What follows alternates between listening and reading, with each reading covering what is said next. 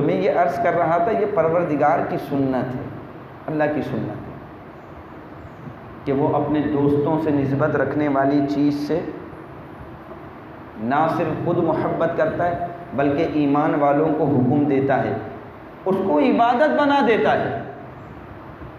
عبادت، ان کی ادائیں اللہ کو بڑی پسند آتی ہیں۔ ابراہیم علیہ السلام اللہ کے حکم پر سر تسلیم خم کر کے اپنے لخت جگر اسماعیل علیہ السلام کو ذبح کرنے کے لیے تیار ہوئے۔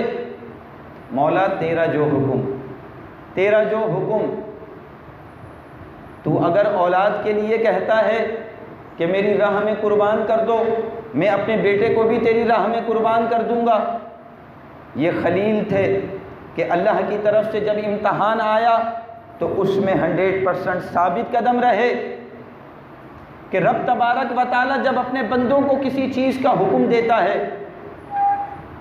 اس میں ہزارہا حکمتیں ہوتی، ہزارہا حکمتیں۔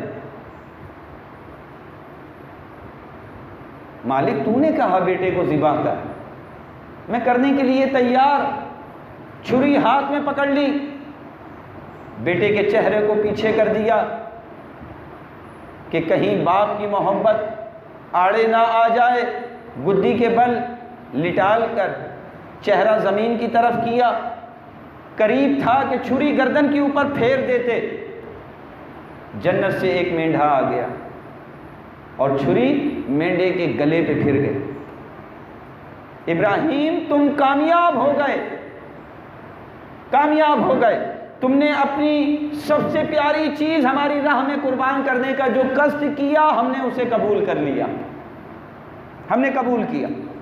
اور پھر ابراہیم علیہ السلام کی یہ ادا اللہ کو ایسی پسند آئی کہ اللہ تبارک و تعالی نے حکم دے دیا میری راہ میں قربانی کرو، قربانی کرو۔ اور یہ حکم ہر اس مرد اور عورت کے لیے لازم ہے جو صاحب نصاب ہے، صاحب نصاب ہے۔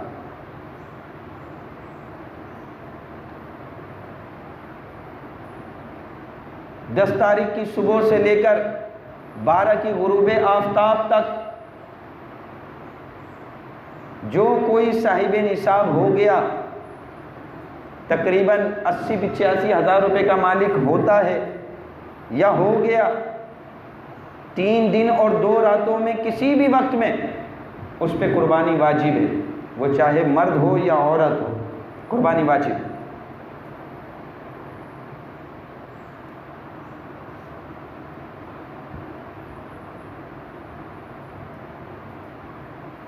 اللہ تبارک و تعالی ہمیں جو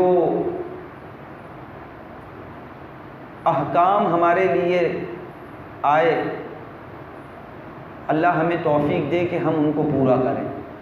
جو اس کے دوست تھے انہوں نے تو اپنے پورے کام کیے، ابراہیم کو حکم ہوا بیٹے کو ذبح کر دو، وہ تو تیار ہو گئے۔ سارے نبیوں کو اسی طرح حکم ملا، کسی کو کچھ امتحان، کسی کو کچھ امتحان، اور وہ ان امتحانوں میں کامیاب ہوئے۔ ہمارے لیے بھی امتحان آتا ہے، ہمارے لیے بھی امتحان آتا ہے۔ جب اللہ کی راہ میں خرچ کرنے کا موقع آتا ہے، مثلا ابھی قربانی کے ایام اللہ کی راہ میں خرچ کرنا، ہم یہی سوچتے ہیں یہ پیسے اگر میں نے خرچ کر دیے تو بیٹی کی شادی کیسے ہوگی، بیٹے کی شادی کیسے ہوگی، گھر بنانا ہے، مکان خریدنا ہے۔ ارے اللہ کی راہ میں جو 1 روپیہ خرچ کرتا ہے اللہ تعالیٰ 700 گنا بڑھا کر اسے دے دیتا ہے۔ متقین کی شان بیان کی، مما رزقناہم ينفقون، وہ ہمارے دیے ہوئے مالوں میں سے ہماری راہ میں خرچ کرتے ہیں۔ اور جب پیسے انسان خرچ نہیں کرتا، اپنے پاس دبا دبا کر رکھتا ہے، اور واجب ہونے کے باوجود بھی قربانی نہیں کرتا تو پھر اللہ تبارک و تعالیٰ اس کے مال سے، اس کی اولاد سے، اس کے گھر بار سے برکت کو اٹھا لیتا ہے۔ ہم رونا روتے ہیں کہ جی ہمارے گھر میں بے برکتی بہت ہے، لڑائی جھگڑے، نا اتفاقی، بیماریاں۔ ہم اللہ کے کون سے احکام کے اوپر عمل کر رہے ہیں؟ یہ تو چلے مالی عبادت ہے کہ اس میں مال جاتا ہوا نظر آتا ہے تو دل دکھتا ہے، حالانکہ اسی رب نے دیا۔ ہم تو وہ بھی نہیں کر پاتے کہ جس میں مال خرچ نہیں ہوتا۔ ہم سے تو نماز نہیں پڑھی جاتی، ہم سے تو روزے تک نہیں رکھے جاتے۔ ہم کون سے بڑے امتحان میں کامیاب ہوں گے؟ اولاد کو ذبح کرنا، اللہ اکبر، ہم سے تو جمع کیے ہوئے پیسے خرچ نہیں ہوتے۔ اگر ہمارے لیے حکم آ جاتا کہ اپنی اولاد کو ہماری راہ میں ذبح کرو، ہمارے لیے کتنا بڑا امتحان ہوتا نا، کتنا بڑا امتحان ہوتا۔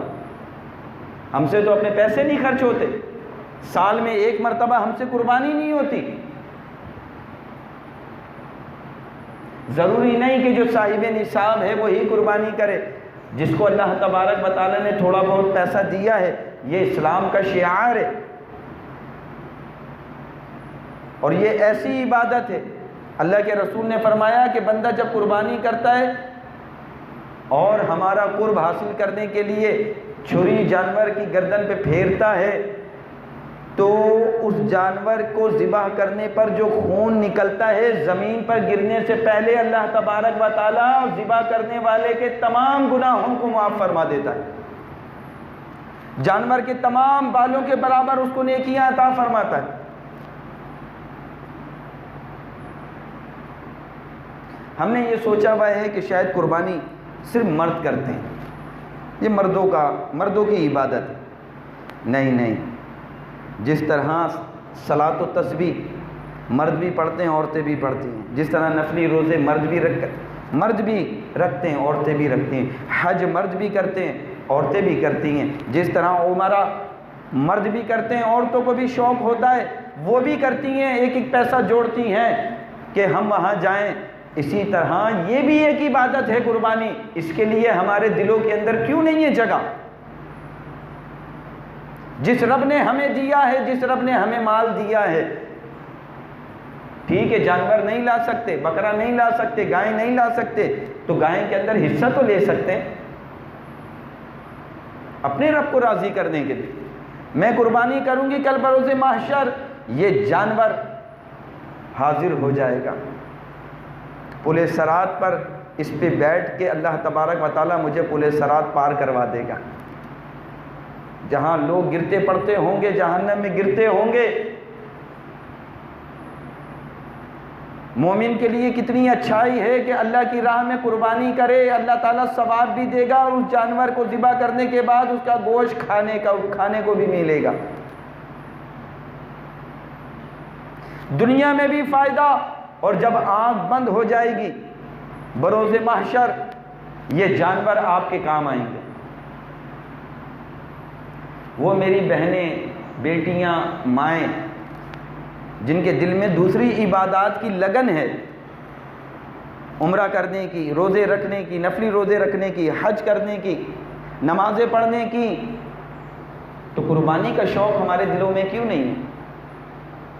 ہم کیوں نہیں سوچتے کہ ہم بھی اپنے والد کے ذریعے سے قربانی کروائیں، ہم بھی پیسے جمع کریں، ہم بھی گائے کے اندر حصہ لیں؟ اگر بکرا نہیں لا سکتے، گائے نہیں لا سکتے، تو قربانی میں گائے کی قربانی کے اندر حصہ تو لے سکتے ہیں، اور جن پہ واجب ہے ان کے لیے تو لازم ہے۔ میں تو ان کی بات کر رہا ہوں کہ نفلی قربانی کر لیں، نفلی قربانی، اللہ تبارک و تعالیٰ جو اجر آپ کو عطا فرمائے۔